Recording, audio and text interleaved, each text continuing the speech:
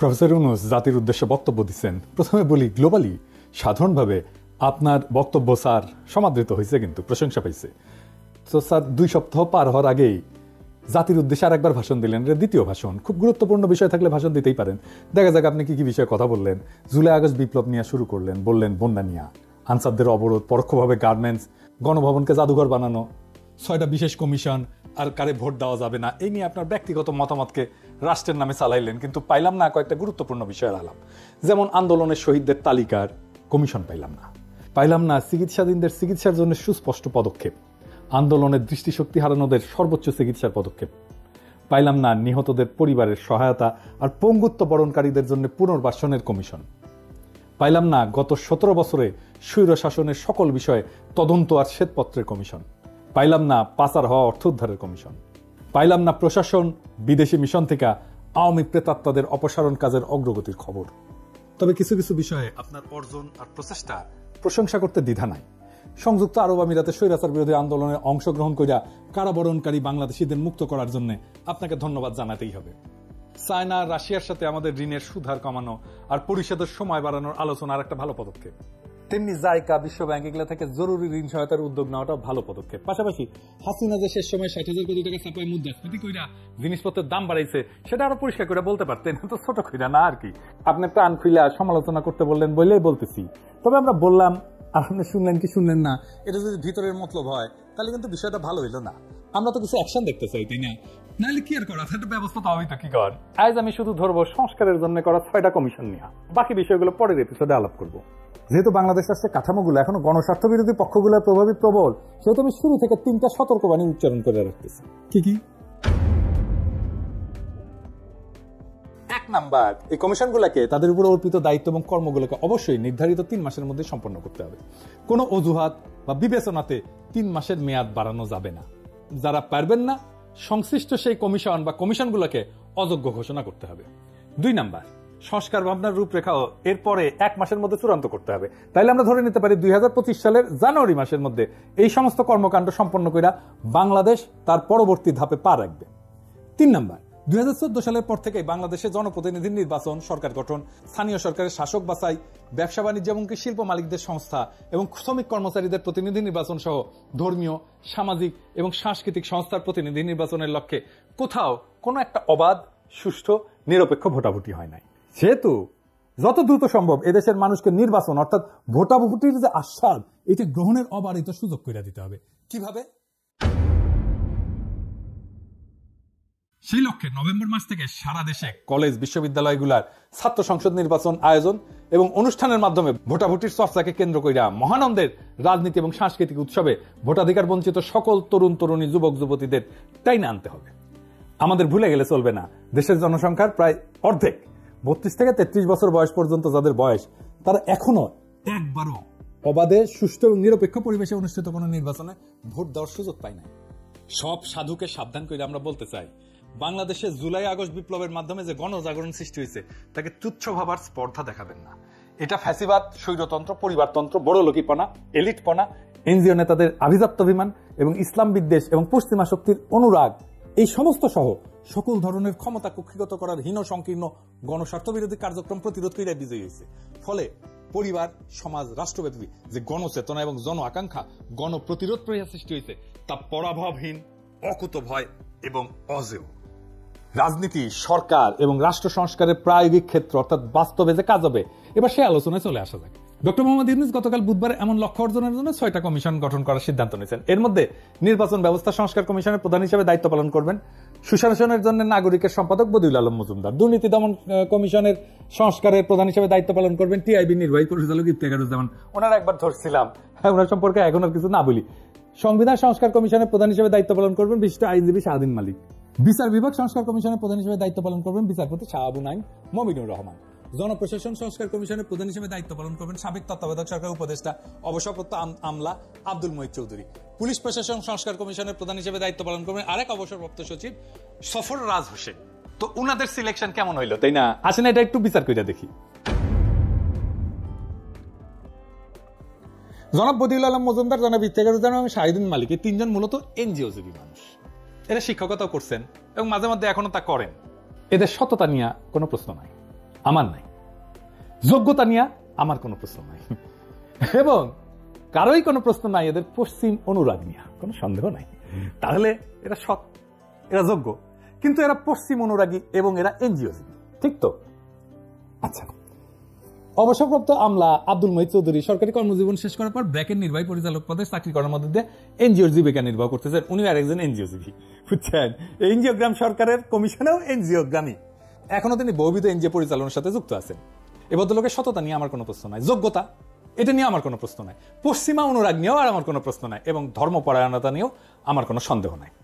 বিচারপতি শাহ আবু নাঈম মমিনুর রহমান, ওনারা চেনেন কিনা জানি না, সমসাময়িক বিচারপতিদের মধ্যে নিয়ে এক বিরল চরিত্র, আত্মসম্মান মর্যাদা সম্পন্ন একজন সৎ, দক্ষ, যোগ্য, ধর্মপরায়ণ এবং সাহসী মানুষ। বাংলাদেশের বিচার অঙ্গনে তিনি ব্যাপকভাবে সমাদৃত ব্যক্তি। উনারই আসলে প্রধান বিচারপতি হওয়ার কথা ছিল, হন নাই। কেন জানেন? উনি হান্নান শাহের ছোট ভাই, বিএনপির হান্নান শাহের ছোট ভাই। উনার বাবা মান্নান শাহ কৃষক প্রজা পার্টি এবং মুসলিম লীগের নেতা ছিলেন, পাকিস্তানের খাদ্যমন্ত্রী ছিলেন। অবসরপ্রাপ্ত সচিব সফররাজ হোসেন একজন সৎ মানুষ, কোনো সন্দেহ নাই, দক্ষ মানুষ, সন্দেহ নাই, এবং ভীরু মানুষ, মাঝারি মানের আমলা আর কি, কোন ধরনের সামাজিক এবং স্বেচ্ছাসেবামূলক কাজে জড়িত আছেন বলে আমি জানি না, আমার ভুল হইলে আপনারা শুধরাই দিবেন। তো প্রফেসর ইউনূস ওনার নাম বক্তৃতার সময় ভুলভাবে উচ্চারণ করে বলেছেন সরফরাজ চৌধুরী বলছিলেন। তো পুরা রাত কাইটা বৃহস্পতিবার সকাল না হওয়া পর্যন্ত দেশবাসী জানতে পারেন নাই তিনি আসলে সাবেক সচিব সফররাজ হোসেন। এদের একজনও তরুণ বয়সে বাংলাদেশের মুক্তিযুদ্ধে সরাসরি অংশগ্রহণ করেননি, যদিও উনারা প্রত্যেকেই তখন আমাদের স্যার জাফর ইকবালের মতো তাবর তরতাজা যুবক ছিলেন। তবে অপ্রত্যক্ষভাবে ৭১ এবং তাদের পরিণত বয়সে এবং বৃদ্ধকালে সকলেই সদ্য সম্পন্ন বিজয়ী গণ অভ্যুত্থানের সমর্থকের ভূমিকা পালন করছেন, এই ব্যাপারে আমার কোনো সন্দেহ নাই। জাতিসংঘের তত্ত্বাবধানে প্রত্যেকটা ঘটনার তদন্ত দাবি করে বিক্ষুব্ধ ৭৪ নাগরিকের বিবৃতি, এই শিরোনামে ২৯ জুলাই প্রথম আলোতে প্রকাশিত খবরে দেখা যায় বদিউল আলম মজুমদার, ইফতেখারুজ্জামান এবং স্বাধীন মালিক সাইন করছিলেন। কিন্তু এখানে গুরুত্বপূর্ণ বিষয় আছে, প্রফেসর ইউনূস স্যার আপনি একটু শুনে থাকেন, আপনি হয়তো খেয়াল করেন নাই। এইখানে গণ অভ্যুত্থানের তৃতীয় শক্তির অনুপ্রবেশের যে অভিযোগ তৎকালীন অবৈধ প্রধানমন্ত্রী এবং খুনি হাসিনা তুলছিলেন, সেটার প্রতি সায় দিছিলেন এই তিনজন। ওই তিনজন বলছিলেন অন্যদিকে বিরোধী পক্ষ ছাত্র আন্দোলনের প্রতি সংহতির নামে একে নিজেদের রাজনৈতিক সুবিধা অর্জনের জন্য ব্যবহার করতে চেয়েছেন বলে অভিযোগ রয়েছে। এই তিনজন এই কথা বলছেন, তার মানে হাসিনার সাথে ওনারা সুর মিলাইছেন। ওই বিবৃতিতে আরো বলছেন যে এই আন্দোলন চলাকালে নাশকতামূলক তৎপরতার কারণে বেশ কিছু রাষ্ট্রীয় প্রতিষ্ঠান স্থাপনা এবং সম্পদ ক্ষতিগ্রস্ত হয়েছে, যা কোনোভাবে সমর্থনযোগ্য নয়। ওনারা বিপ্লবী সহিংসতার বিরোধী ছিলেন, তার মানে বিপ্লবের বিরোধী ছিলেন। সুষ্ঠু এবং নিরপেক্ষ তদন্তের মাধ্যমে সমস্ত নাশকতার জন্য যারা দায়ী তাদের চিহ্নিত করে আইন অনুযায়ী শাস্তির দাবি জানাইছিলেন তারা। তার মানে আমাদের শাস্তি দিতে চাইছেন না। কথা সত্য কিনা? কি বদিউল আলম মজুমদার, স্বাধীন মালিক ভাই, ইফতেখারুজ্জামান সাহেব বলছেন তো? তার মানে আপনারা আমাদের শাস্তি চাইছেন এবং বিপ্লবোত্তর কালে আপনারাই আমাদের কমিশন কইরা আমাদের সংস্কার করবেন। ফাজলামো করেন আমাদের সাথে। আপনারাই বলেন এই সমস্ত সম্মানিত ব্যক্তিদের সম্পর্কে আর কি বলবো। স্বাধীন মালিক সম্পর্কে একটু আলাদা করে বলি। উনি ভালো মানুষ, কোনো সন্দেহ নাই, জ্ঞানী মানুষ, কিন্তু কর্মী মানুষ কি উনি চোখে দেখেন না, সেটা সমস্যা না। কিন্তু উনি একজন ভীতু কাপুরুষ মানুষ, তাই উনার জ্ঞানকে তিনি কাজে লাগাইতে পারেন না। উনি যা বিশ্বাস করেন সেটাকে আঁকড়ে ধরে শক্তভাবে তার পক্ষে দাঁড়াইতে পারেন না। আমি একটা এক্সাম্পল দিই। উনি প্রথম শাহবাগ নিয়ে ক্রিটিক করছিলেন যে আদালতের রায়কে রাজপথে এইভাবে চ্যালেঞ্জ করা যায়, কিন্তু তারপরে শাহবাগীদের ঠাপ খেয়া ওই শাহবাগে এসে উনি আবার সম্মতি জানাই গেছেন। তো উনারা দাবরানি দিলে উনি তো ভেঙে পড়বেন, তো উনার রায়কা লাভ কি? আরো গুরুত্বপূর্ণ এবং এটা খুব জটিল ব্যাপার যে স্বাধীন মালিক মুজিবের তৈরি ৭২ সংবিধানকে মুক্তির দলিল মনে করে। ২০১১-র 10 এপ্রিল সুজন একটা গোল টেবিল করছিল, ওইখানে স্বাধীন মালিক মূল প্রবন্ধ উপস্থাপন করছিল এবং বলছিল যে ১৯৭২ সালের সংবিধান সত্যিকার অর্থে একটা মুক্তির দলিল। এরপর প্রায় গত ৪০ বছরের সংবিধান সংশোধনের যে ইতিহাস, সেটা এক কথা মুক্তির সেই স্বপ্ন এবং আদর্শের বিকৃতির ইতিহাস। তার মানে সংবিধান সংস্কার বলতে উনি বুঝেন যে ৭২-এর সংবিধানে ফেরত যাবে। উনি বলেন যে বৈষম্যহীন সংবিধান করতে যা যা দরকার তা এই সংবিধানই আছে। ফলে উনার হাতে মুজিবের সংবিধান বাতিল কইরা এবং গণ অভ্যুত্থানের নতুন সংবিধান প্রণয়নের কোন সম্ভাবনা আছে? আপনারা নিজেরাই বলেন তো। তবে নির্বাচন ব্যবস্থা সংস্কার কমিশন এবং দুর্নীতি দমন সংস্কার কমিশনের সিংহভাগ কাজই ১১ সরকারের আমলে সম্পন্ন করা হয়েছিল এবং এই নীতিমালা এবং আইন সংস্কারের কাজ তখন অনেকগুলোই গুছিয়ে রাখা হয়েছিল। এই দুইটা পৃথক কাজের সাথে ওই সময় জনাব বদিউল আলম মজুমদার এবং জনাব ইফতেখারুজ্জামান ঘনিষ্ঠভাবে জড়িত ছিলেন। ১১ সরকার তো কিছু ভালো কাজও করছিল, সেটা ভালো কাজ করছিল। এই দুই ব্যক্তি তখন উত্তম ভূমিকা পালন করছিলেন। তাদের এই বিশাল অবদানকে আমি তুচ্ছ-তাচ্ছিল্য করবো না, এটা করলে ভুল হবে।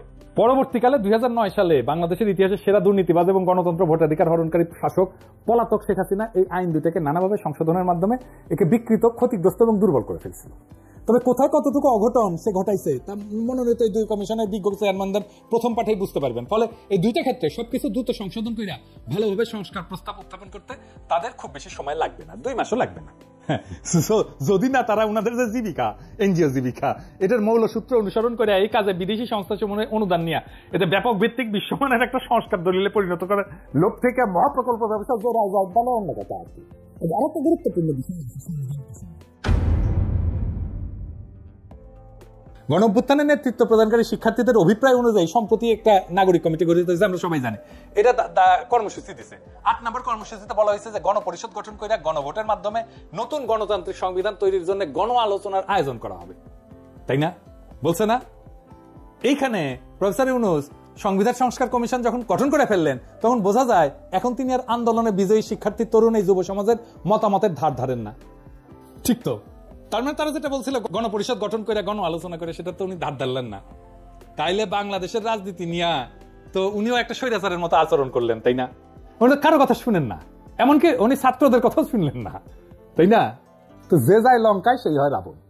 উপনিবেশিক ব্রিটিশ শাসনের স্বার্থানুকূল আমলাতন্ত্রের আদলে গড়া পাকিস্তান সিভিল সার্ভিসের গর্বিত অফিসার বাংলাদেশ সরকারের সাবেক সচিব আব্দুল মুহিত চৌধুরীর পক্ষে কি কোনো প্রগতিশীল সংস্কার ঘটানো সম্ভব? তার কোনো ক্রিটিক্যাল ভিউ আছে এই ব্যুরোক্রেসির ব্যাপারে? কিন্তু তার নেতৃত্বে জনপ্রশাসনে কি সংস্কার করবে তো বুঝেই না। ওই তো এই ব্রিটিশ আমলাতন্ত্র নিয়ে মুগ্ধ হয়ে বসে থাকে। প্রশাসন ক্যাডারের অফিসার অবসরপ্রাপ্ত সচিব সফররাজ হোসেন পুলিশ প্রশাসনের সংস্কার কমিশনের প্রধান হিসাবে সফলভাবে কাজ করতে পারবেন।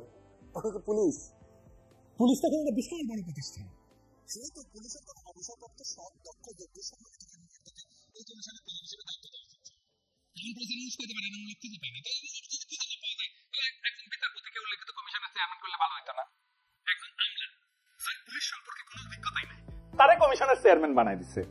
বলেন তো, আপনারা তো দেখছেন, আমি একটা পুলিশের নিয়ে একটা এপিসোড করেছিলাম। উনি কি এই জিনিসগুলো জানেন? জানেন? জানেন না। তো আমার মতো একজন সামান্য ইউটিউবার যে জিনিস জানে সেটাও তো উনি জানেন না। ভাই, বিচার বিভাগ, জনপ্রশাসন বিভাগ, আইন শৃঙ্খলা নিরাপত্তা বিভাগের পাশাপাশি রাষ্ট্রের চতুর্থ গুরুত্বপূর্ণ প্রতিষ্ঠান হচ্ছে বাংলাদেশের সশস্ত্র বাহিনী। এই দীর্ঘ 15 বছরের ফ্যাসিবাদী শাসনে এর অন্তর্গত বাহিনী সমূহে ব্যাপক ক্ষতিগ্রস্ত হয়েছে। তাদের অনেক কর্মকর্তা খুন, গুম, দস্যুতা, দুর্নীতি সহ নানা গণবিরোধী কাজে জড়াই পড়ছেন। নৈতিকতায় ও নেতৃত্ব শূন্যতায় ভোগা এইরকম বাহিনীতে ব্যাপক সংস্কার প্রয়োজন। সেই জন্য সশস্ত্র বাহিনী বিষয়ে একটা সংস্কার কমিশন গঠন করা জরুরি ছিল। প্রফেসর ইউনূসের গত 1 মাসের দীর্ঘ শাসনের অবস্থা দেখে মনে হয় তিনি সশস্ত্র বাহিনীর বর্তমান নেতৃত্বের সাথে একটা আপোষ রফা করে তাদের পরামর্শ মেনে কাজ চালিয়ে যাচ্ছেন। সশস্ত্র বাহিনী বিভাগে জরুরি, প্রয়োজনীয়, গুরুত্বপূর্ণ সংস্কার সাধনের প্রস্তাব করা বা উদ্যোগ নেওয়ার কোনো সাহস তার নাই। কিন্তু বলেন আয়নাঘর কি করছে, তাই না? র্যাব যে স্যাংশন খেললে ওটার অফিসার কারা ছিল? আর এই আর্মি তো রাস্তায় গুলি করছে, তাই না? আমাদের বিপ্লবের সময় জাতীয় প্রতিরক্ষা এবং দেশের সার্বভৌমত্বের বৃহৎ স্বার্থের বিষয়টা বিবেচনায় না হইলে প্রতিরক্ষা বাহিনী সংস্কার কমিশন গঠন করা এটা অতি জরুরি একটা কাজ ছিল। 12 বছর দীর্ঘ রক্তক্ষয়ী সংগ্রামের মাধ্যমে ফ্যাসিস্ট দুঃশাসনের অবসান ঘটানো এই বিজয়ী গণ অভ্যুত্থান বাংলাদেশের সমাজ, সংস্কৃতি এবং রাজনীতিতে বেশ কিছু ঐক্যমত সৃষ্টি করছে। একইভাবে রাষ্ট্র, সরকার, রাজনীতিকদের বেশ কিছু প্রবণতা, আচরণ এবং কার্যক্রমকে দেশবাসী অগ্রহণযোগ্য ক্ষতিকর হিসেবে চিহ্নিত এবং খারিজ করছে। গণসংগ্রাম এবং আত্মত্যাগের এই দীর্ঘ পথ পরিক্রমায় নানান পর্যায়ে অংশগ্রহণকারী ছোট বড় সকল পক্ষের সঙ্গে আলোচনা করিয়া লড়াইয়ের ময়দান থেকে উদ্ভূত, বিকশিত এবং গঠিত ঐক্যমতগুলা এবং এর বিভিন্ন শর্তসমূহ লিপিবদ্ধ করা একটা জরুরি দায়িত্ব প্রফেসর ইউনূসের। এরকম সকল গণসম্মতি চিহ্নিতকরণের জন্য একটা কমিশন গঠন করা প্রয়োজন। এর মূল কাজ হবে গণতন্ত্র এবং অধিকার আন্দোলনের অংশগ্রহণকারী সকল রাজনৈতিক দল, গ্রুপ, ছাত্র, নাগরিক সমাজ, সামাজিক পক্ষ এবং সংস্থার সক্রিয় সকল অংশীজনকে, যাকে স্টেক হোল্ডার বলি, এটাকে অন্তর্ভুক্ত করে একটি জাতীয় ঐক্যমতের সনদ প্রণয়ন করা। প্রফেসর ইউনূসকে এটা করবেন। আচ্ছা, প্রফেসর ইউনূসকে বলি, আচ্ছা প্রফেসর ইউনূস, এই যে আপনি একটা কমিশন করলেন, কতগুলো ভুল করেছেন দেখেছেন। এই ভুলগুলো কেন হচ্ছে জানেন? আপনার ভুলের কারণ আপনি কিছু মনে করেন না স্যার, একটু ছোট মুখে বড় কথা বলি আর কি, কারণ আপনাকে তুমি ব্যক্তিগতভাবে চিনি।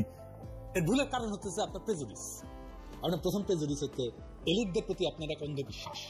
আমি এক্সাম্পল দিই, ডক্টর কামাল হোসেনের বিষয়ে আপনি অবসেসড, এরকম আপনি অনেকের বিষয়ে অবসেসড। আমি যতজনকে দেখাইলাম সবগুলোই এলিট। আপনি এনজিওর বিষয়ে অবসেসড। আপনি কামাল হোসেনের গণফোরামের প্রতিষ্ঠা সম্মেলনে আপনি গিয়া প্রধান অতিথি বক্তব্য দিয়েছিলেন না, আবার আপনারা উনি পলিটিক্সে ঢুকাইছিল না, আবার কেটে পড়ছে পিছে থেকে। আচ্ছা একটা কথা কন তো স্যার, এই যে কামাল হোসেন যে বালচিউন, যে কিছু জানে না, এটা নিরেট মাকাল ফল, এটা আপনি বুঝেন না, এটা কইতে চান, এটা আমার বিশ্বাস করতে হবে, আপনি ঠিকই জানেন কিন্তু মানেন না। উনার সাথে 10 মিনিট কথা বললে একজন আক্কেলওয়ালা মানুষ বুঝে যাবে উনি কি মাল। এই যে ফ্যাসিবাদ তৈরি হলো, এটাতে উনার দায় আছে না? একটা সংবিধান লিখেছে নানা জায়গা থেকে টুকলিফাই করিয়া, সেটা অসংখ্য জায়গায় সব বিরোধিতায় ভর্তি। এই আপনি সংবিধান পড়ছেন স্যার, আপনি পড়িয়া দেখেন তো ওইটার মধ্যে কতগুলো জায়গায় সব বিরোধিতা আছে। এটা কে লিখছে? উনি লিখছেন তো। আপনি কেন জিগান না? ওরা এত গুরুত্ব দেন কেন? যে সংবিধান থেকে জন্ম নিচ্ছে ফ্যাসিবাদ, তাও আপনি বুড়া মাথা মোটা এলিটদের ছাড়তে পারেন না। ধরেন আপনি এই যে কমিশনগুলো গঠনের আগে যদি কয়েকজনের সাথে আলাপ টালাপ করে নিতেন, মানে আপনার অপদার্থ উপদেষ্টার সাথে না, যারা পিছিয়ে মুজিবের ছবি লাগায় বন্দনা করে তারা না, এই আন্দোলনের যারা স্টেক হোল্ডার তাদের সাথে যদি আপনি আলোচনা করতেন, আপনার পরিকল্পনাটা সুন্দর হইতো না? আপনার তো নিজের আলাপের দরকার নাই, আপনি বইলা দিলে তো আলাপ করে ফেলে। ধরেন আপনি তো আমারও রিস্ক করতে পারতেন, কারে দিয়ে রিস্ক করতেন সেটা তো আপনি জানেন। আমি লিখে দিতাম আপনার প্রপোজাল, নামধাম রেশনাল দিয়া, যুক্তি তর্ক দিয়া, যে কেন উনাকে করতে হবে। আপনি না নেন আমার প্রস্তাব, কিন্তু একটা আপনি অল্টারনেট ভিউ পাইতেন তো আমার কাছ থেকে, পাইতেন না? হ্যাঁ, তো আপনি করলেন না কেন? আপনার তো সময় যাইতো না, কারণ আপনি মানুষ বলেই মনে করেন না আমাদেরকে। আসলে আমরা তো এলিট না, তাই না? বগুড়া ভাষায় কথা বলি তো, সেই জন্য আমাদের পাত্তা দেন না। তা আপনার উপদেশটা তো আপনার ভালো পরামর্শ দিতে পারতেছে না, আমাদের সাথে তো আলোচনা করতে আপনার ভালো লাগবে না, আমরা তো এলিট না। তা আমরা তো সাহায্য করতে চাই, সাহায্য নেন না কেন? আমি সিরিয়াসলি জানতে চাই আপনি নেন না কেন? আপনার বক্তৃতার খুঁটিনাটি নিয়ে আমি আর একটা এপিসোড করব, কিন্তু আপনার দোহাই লাগে আপনার কাজের পদ্ধতি পাল্টান। এটা পলিটিক্স, এটা সামাজিক ব্যবসা বা গ্রামীণ ব্যাংক না স্যার। এটা জাতির ভবিষ্যৎ যুক্ত আছে এটার সাথে। মেহরবানি করে এই জাতিকে বিপদে ফেলায়েন না। এমনিতে আপনার উপদেষ্টাদের নিয়ে আমরা হতাশ, আপনারে নিয়ে হতাশিতে দিয়েন না স্যার, আপনার প্লিজ লাগে। এটা বিপ্লব করছি নষ্ট হইতে যাওয়ার জন্য না, এই বিপ্লব আমরা টিকায় রাখবো এবং আপনারে এই বিপ্লব টিকায় রাখতে হবে। এই দায়িত্ব আপনাকে পালন করতেই হবে, আপনি দায়িত্ব নিয়েছেন, পালন করতে হবে এবং আপনি যেন সর্বোচ্চ ফলাফল নিয়ে আসতে পারেন, সেই জন্য আমাদের এই কনস্ট্যান্ট ওয়াচ রাখতে হবে এবং আপনাকে সমালোচনার মধ্যে রাখতে হবে। এটা আমরা রাখবো, এটা আমাদের দায়িত্ব, কারণ দেশ আমাদের সবার। ইনকিলাব জিন্দাবাদ।